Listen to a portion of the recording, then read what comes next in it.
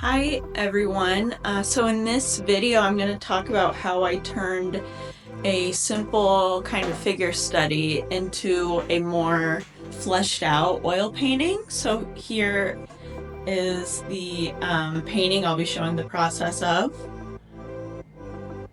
So I decided to render it out because I wanted to submit it to a gallery. I'll talk about that more in the next video I'll put up next week. So in this video, I'm going to show a time lapse, and I'm going to be adding more of the background to the figure painting and talking more about the thought process behind that. And then also I add more depth and contrast to the figure as well. So I'm going to be talking about all of that in this time lapse video. So stay tuned. Hey everyone. So as I said, this started out as just a simple Grisaille, which just means using black and white paint in shades of gray.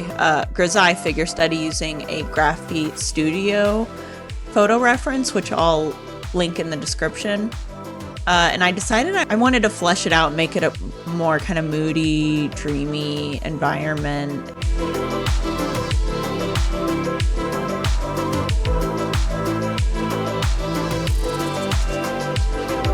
So here you can see on the right side, I actually have a little digital mock-up of what I'm going for. So I took a photo of my figure study that I had already completed, which I don't have video footage of, unfortunately. I didn't have a camera at the time. But I digitally painted using, I think, Photoshop and Procreate. And then I also did a little photo bashing to kind of get an idea of where I wanted to take the paintings. I think making some sort of digital mock-up, either a digital mock-up or maybe just a smaller study of where you're going to want to take an oil painting, I think that's a good idea, just so you can have more of like a plan and kind of know what you're going for during each session. So here I'm just putting down kind of basic, I think it is still, I'm just using raw umber, which is kind of like a dark grayish brown raw umber paint and white. So here I'm just doing sort of a grayscale sketch of the overall environment. I'm not putting in the details or anything yet. I'll do that at a later stage. So I'm just kind of, blocking in the shadows as you get further out into the distance, because this is kind of like a misty environment. The ground kind of like fades into the atmosphere of the sky, so I'll end up darkening it a bit later. And then I decided I didn't want that little mountain that I had kind of blocked in previously, so I'm just painting sky over that. So yeah, oil is nice. You can just pretty easily kind of paint over things that you don't want there anymore.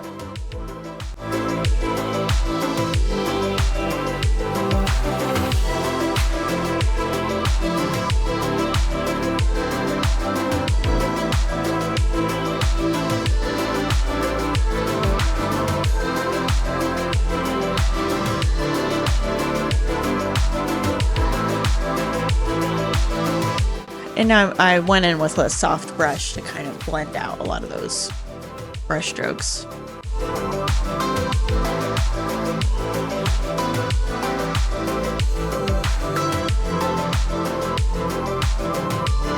Okay, now this is a few days later. And so I think the paint has mostly dried, and then I oil out. So I'm rubbing oil all over, and then I use a paper towel to wipe it all off. And you can see the paint wasn't totally dry. There was like a white smudge on the hair, but it wasn't too big of a deal. It was mostly dry enough, and I wasn't too concerned about it. So now I'm going in and I'm adding more tones to the sky. Because before it was just like mostly just raw umber and white. So now I'm adding like some reds. Like I want the sky to be very like kind of like desaturated red orange color. So that's what I'm doing now. And then you'll see I'm working on the moon in the background and trying to really give it like a glowy look. And you can accomplish that by making the outer edge of the moon really high in chroma and a lot more saturated, than the inner part really low in chroma but really bright, close to white. And that's how you can kind of get that like glowy look, and then feathering out edges. And then I really want the clouds to be reflecting some of that light as well. So that's what I'm doing now. So I put down brush strokes, blend them out a bit, put down more brush strokes. So I'm kind of just constantly putting things down, smoothing them out, redefining things I want. And now I'm looking for reference photos of clouds you just saw. And I look for actual photos of this effect where like light is being bounced through the clouds. I'm looking for this effect in photos as well as in paintings to see how other painters have shown that in their paintings, what kind of like brush strokes or like techniques that they use. So that's been really useful. So I have like a little PureRef board opened up on my other monitor where I copy and paste all those photos that might be useful for me to look at while I'm painting.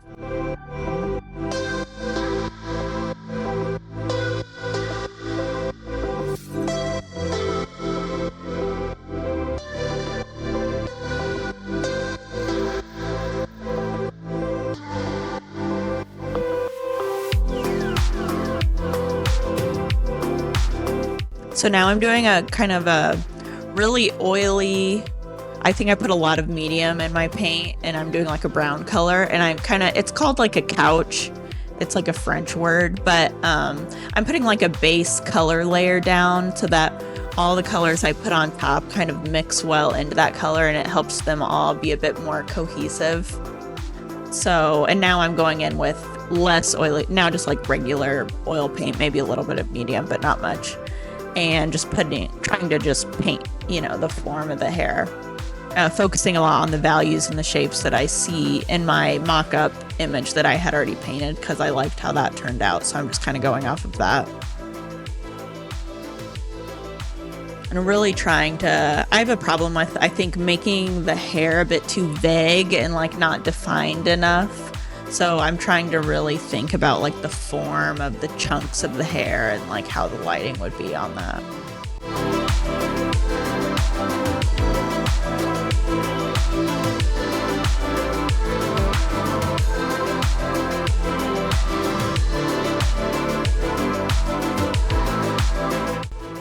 And then adding those nice highlights that the little specular highlights that hair has that makes it look nice. Shiny.